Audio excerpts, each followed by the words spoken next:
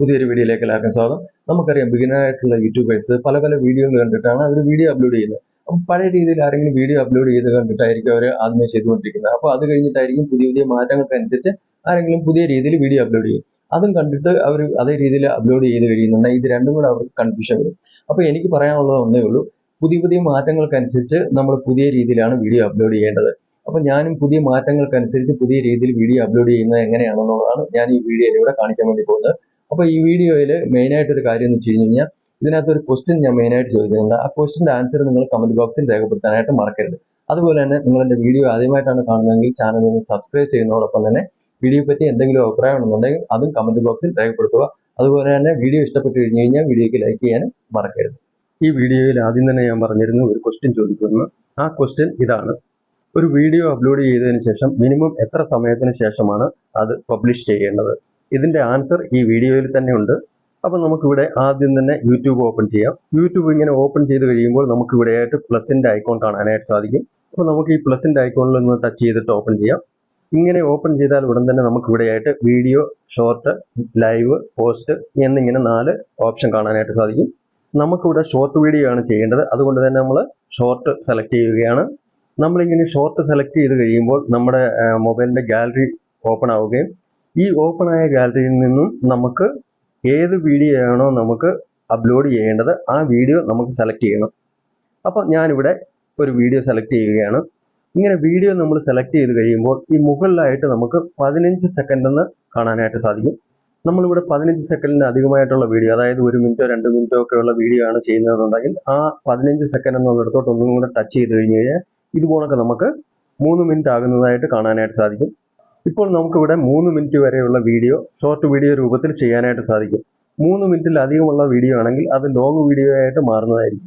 ഇനി നമുക്കിവിടെ താഴെയായിട്ട് നോക്കിക്കഴിഞ്ഞ് കഴിഞ്ഞാൽ ഇവിടെ ഡൺ എന്ന് കാണുന്നുണ്ട്. അതൊന്ന് സെലക്ട് ചെയ്ത് കൊടുക്കാം. ഇപ്പോൾ നമുക്കിവിടെ പ്രോസസ്സിംഗ് നടക്കുന്നതെല്ലാം കാണാനായിട്ട് സാധിക്കും.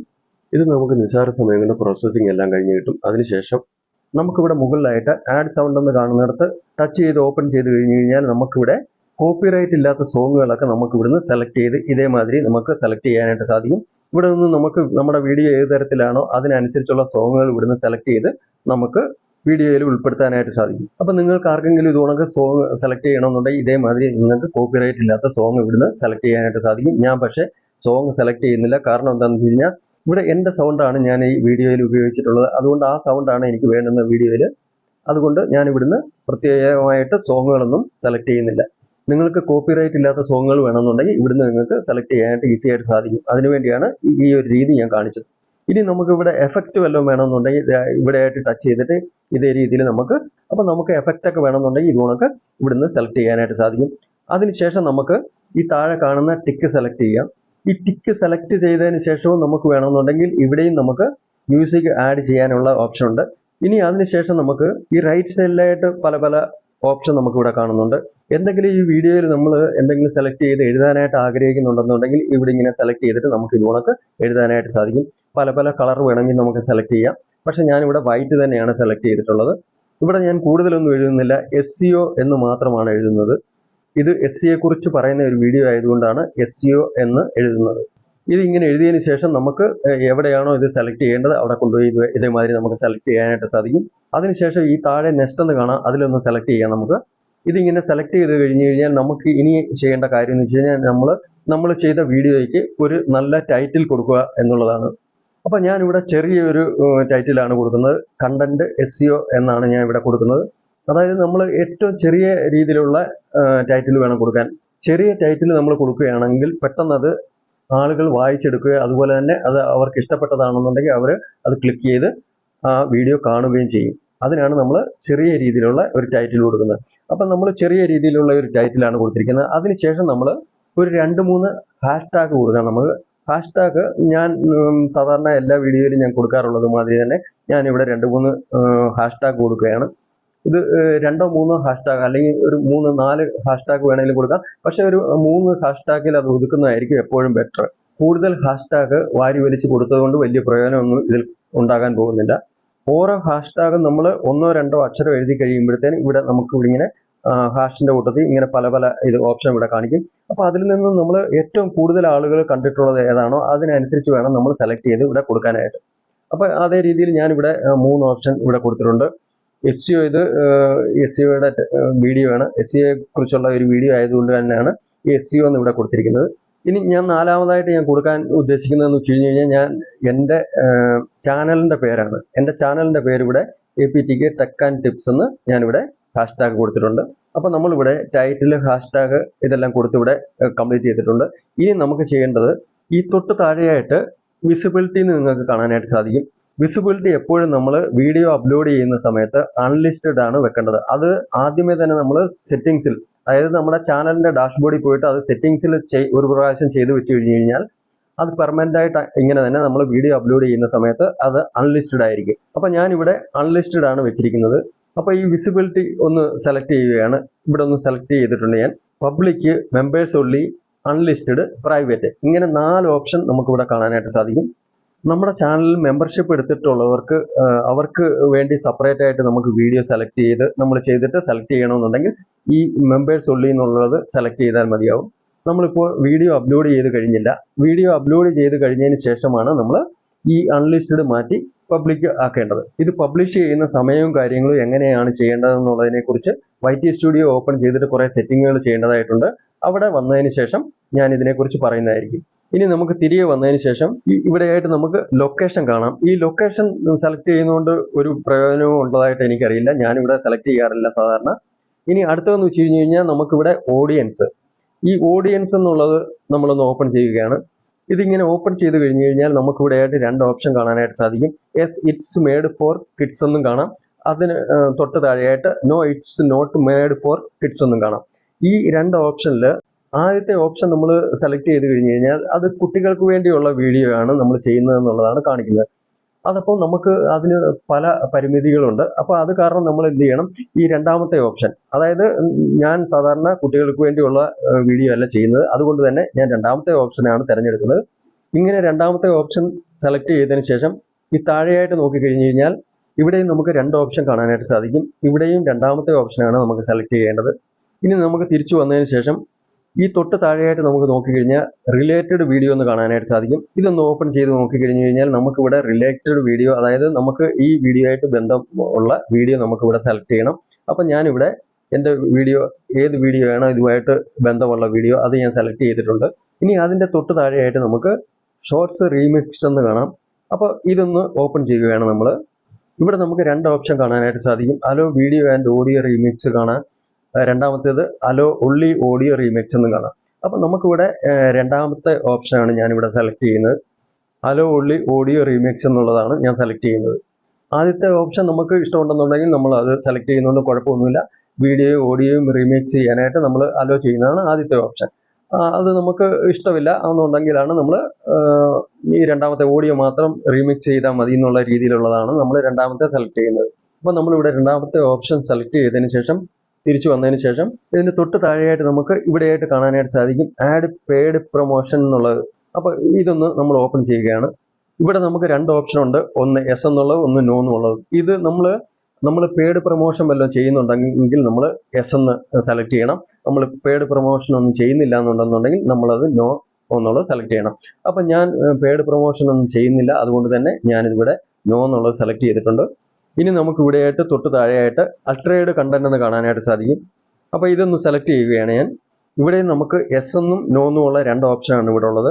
ഇവിടെ നമ്മൾ മറ്റുള്ളവർ ചെയ്തിട്ടുള്ള വീഡിയോ എല്ലാം നമ്മൾ അപ്ലോഡ് ചെയ്യുകയാണെങ്കിൽ അതൊക്കെ ഇവിടെ യെസ് എന്നുള്ളതിലാണ് നമ്മൾ സെലക്ട് ചെയ്യേണ്ടത്.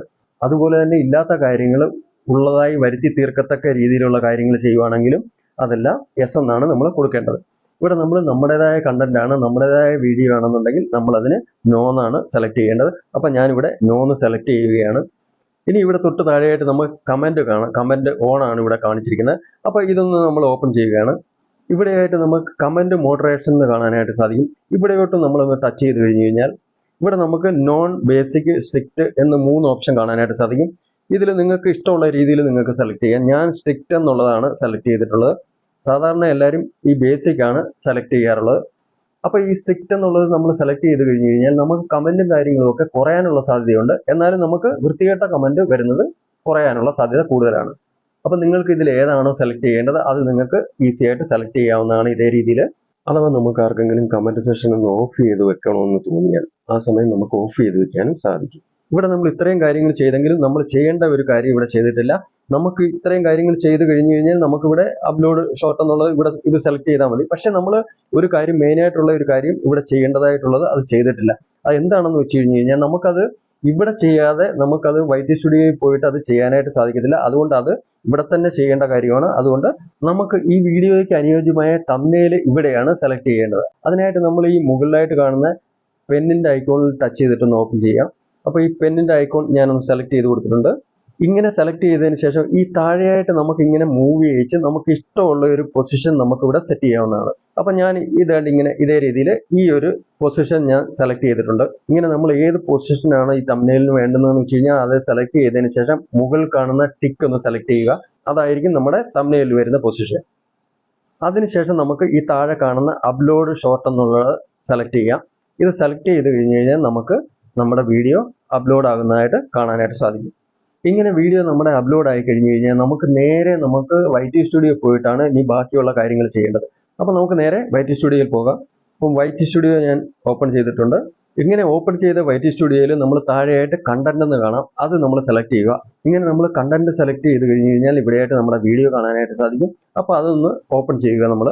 ഇനി നമ്മൾ ഈ വീഡിയോയിൽ എന്തെല്ലാം കാര്യങ്ങൾ ചെയ്യണമോ അത് ചെയ്യണമെങ്കിൽ ഈ മുകളിലായിട്ട് കാണുന്ന പെന്നിന്റെ ഐക്കോണിൽ ഒന്ന് ടച്ച് ചെയ്ത് ഓപ്പൺ ചെയ്താലാണ് നമുക്ക് ചെയ്യാനായിട്ട് സാധിക്കുന്നത്.